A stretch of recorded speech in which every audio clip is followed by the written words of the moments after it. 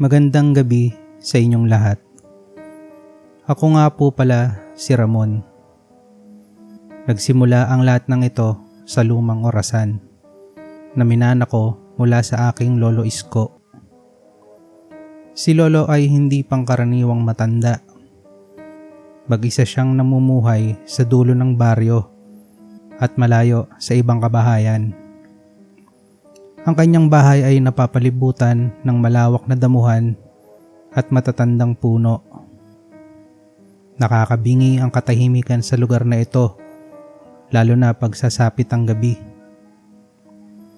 Sinasabi ng matatanda na sadyang pinili ng lolo ko ang lugar na yon, hindi dahil para makaiwas sa mga tao, kundi may binabantayan daw ito at hindi dapat magambala ng kahit sino man. Ang tanging madidinig mo lang daw dito ay tunog ng lumang orasan. Namatay ang aking lolo na nakaupo sa harapan ng orasan na yon, na parabang may hinihintay hanggang sa malagutan nito ng huling hininga. Natatandaan ko pa nung bata pa ako ay madalas niyang sabihin sa akin na, "Makinig ka sa oras, Ramon. Kapag tumigil yan, may mawawala." Hindi ko naman pinagtuunan ng pansin ito, lalo na at bata pa ako noon. Naalala ko lamang ang mga ito nang mamatay ang aking lolo. Nang matapos ang libing, inutusan ako ng aking tiyuhin na linisin ang naiwang bahay ni lolo bago ako umuwi pabalik ng Maynila. Sa aking paglilinis ay napatingin ako sa lumang orasan ni lolo. Para bang may puwersa na humahatak sa akin para hawakan ito. Biglang tumunog ang lumang orasan nang hawakan ko ito. Habang nililinis ko ito ay napansin kong mayroong papel na nakasingit sa bandang likuran nito. Isang habilin ng lolo ko. Nakalagay dito na ako ang magmamana ng lumang orasan na ito. Biglang pasok naman ng tito ko at tinanong kung ano bang ingay yung nadinig niya. Pinakita ko ang sulat sa kanya. Kapansin-pansin ang pagkagulat sa mukha nito, pero hindi niya sinagot ang tanong ko. Sinabi na lang niya na bilisan ko daw maglinis at gagabihin na ako. Nang matapos ako sa paglilinis ay binuhat ko na ang orasan para isakay. Habang buhat-buhat ko ito ay parabang may mga matang nakatingin sa akin at napakabigat sa pakiramdam. Pagkalapag ko sa sasakyan ay tumunog muli ang orasan. Hindi ko na lang ito pinansin at nagbiyahe na ako pauwi ng Maynila. Pagka-uwi ko sa bahay ay inilagay ko ito sa may salas. Ayokong ilagay ito sa kwarto ko. Bukod sa nakakatakot ang itsura nito, ayokong madinig ang tunog nito. Kaso pagsasapit na ang dilim, sa sobrang katahimikan ay nadidinig ko ba din ito. Sa unang gabi, nagising ako ng eksaktong 3:00. Masyadong maalinsangan ang paligid. Pakiramdam ko din ay dapat akong gumising, na parabang meron akong dapat gawin. Pero hindi ko naman alam kung ano ito. Nagtaka ako kung bakit patay ang electric fan, pati ang mga ilaw. Normal naman na tahimik sa ganitong oras. Pero kakaiba talaga nung mga oras na yon. Sobrang tahimik, na parabang huminto ang lahat sa aking paligid.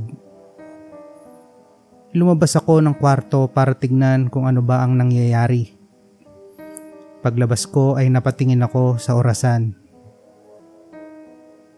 Nagtaka ako kung bakit nakahinto ito sa oras na 3:00. Lumapit ako dito para matingnan mabuti kung nasira ba ang orasan ni Lolo. Sa salamin ng orasan, kita ko ang isang refleksyon. Pero hindi ako yon. Isang lalaking nakatayo sa likuran ko. Nagulat ako.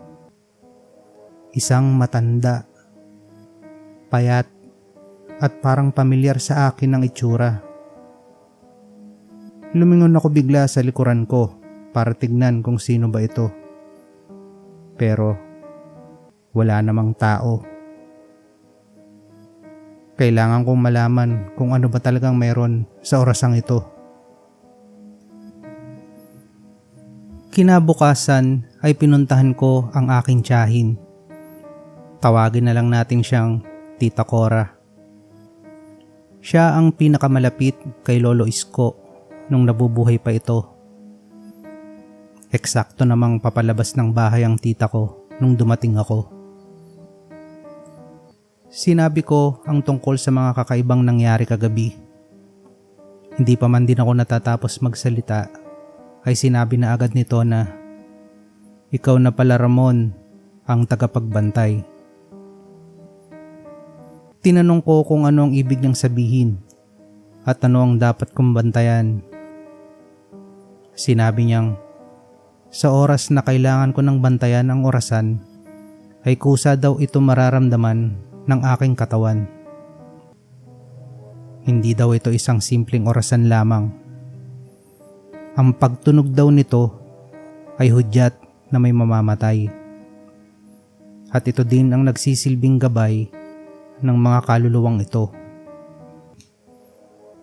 Kaya siguro nung isang gabi ay nagising ako na para bang meron akong kailangang gawin pero hindi ko naman alam kung ano. Sinabi din ng tita ko na bago pa tumunog ang orasan, dapat ay nasa harapan na ako nito. Dahil sa oras na ito, ay kailangan daw ng orasan ang presensya ko para mabuksan ang lagusan sa kung saan man dapat mapunta ang mga kaluluwang mamamatay sa araw na iyon. Ayon din sa kanya, matagal na daw sa angkan namin ng orasan. Sa bawat henerasyon ay pumipili mismo ang orasan kung sino ang karapat-dapat na susunod na tagapagbantay.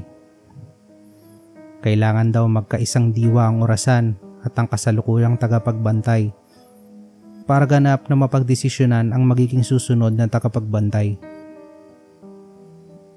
Isa lang ang mahigpit na pili niya sa akin. Huwag ko daw hayaang tumigil ang orasan na hindi ako nakabantay dito. Dahil sa kada hinto nito ay mayroong hindi magandang mangyayari. Hindi ako basta naniwala sa lahat ng sinabi ng tita ko. Hanggang isang gabi, huminto na naman ang orasan at hindi ko ito nabantayan. Muling huminto ang mga bagay sa paligid. May narinig din ako mga yabag. Hindi isa, kundi madami. Sa mga dingding ay may mga aninong gumagalaw. May umiiyak, nagmamakaawa at mayroon ding galit na galit. Sinubukan kong sirain ang orasan. Ngunit kahit anong gawin ko ay hindi ito nawawasak. Bagkus ay lalo pang tumindi ang mga sigawan at mga yabag. Lumipas ang mga araw. Napansin ko na parang nagiging malilimutin ako. Na para bang nawawala ang ilang parte ng alaala ko. May mga kaibigang nagsasabing matagal na raw akong hindi nagpapakita sa kanila. Samantalang para sa akin, ilang oras lang naman ang nakalipas nung huli ko silang nakasama. Pakiramdam ko din ay napakabagal ng takbo ng oras. Sa bawat takbo nito ay parang unti-unti din akong nauubos. Hanggang isang gabi ay may narinig akong kakaiba. Isang tunog na parang may nabibitak. Lumabas ako para tignan. Nakita ko na nagkakalamat ang salamin ng orasan ni Lolo. Nilapitan ko pang mabuti para silipin ang loob ng salamin. Nagulat ako sa aking nakita.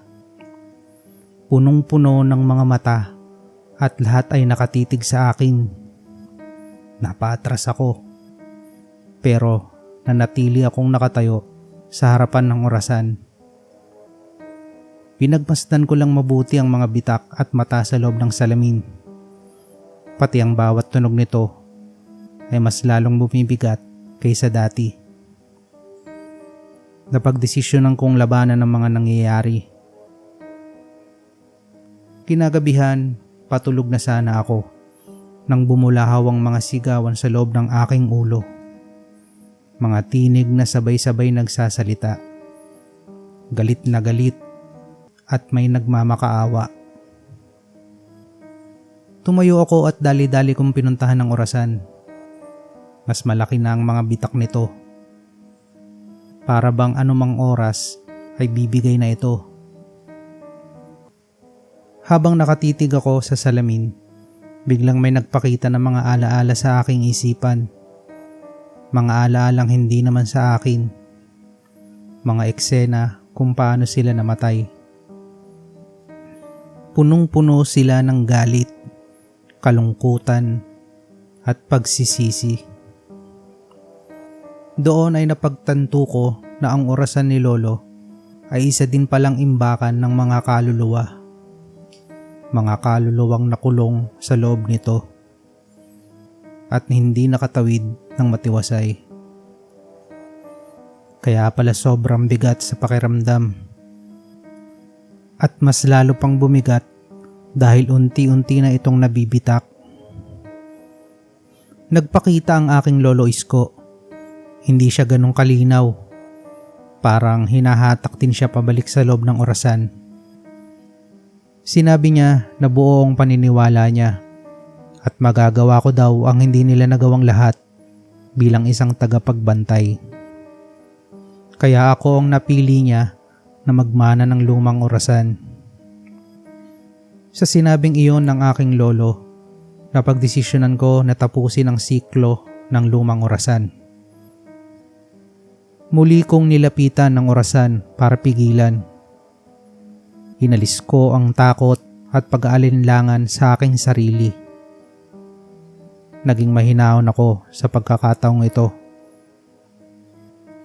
Hinawakan ko ng marahan ng pendulum hanggang kusa itong tumigil. Sinabayan ko din ng mataimtim na dasal. Tuluyan na ngang nabasag ang salamin. Biglang may lumitaw na liwanag na sobrang nakakasilaw. Pumasok ito sa loob ng orasan. Isa-isang naglabasan ng mga kaluluwang nakakulong dito. Malaya na sila.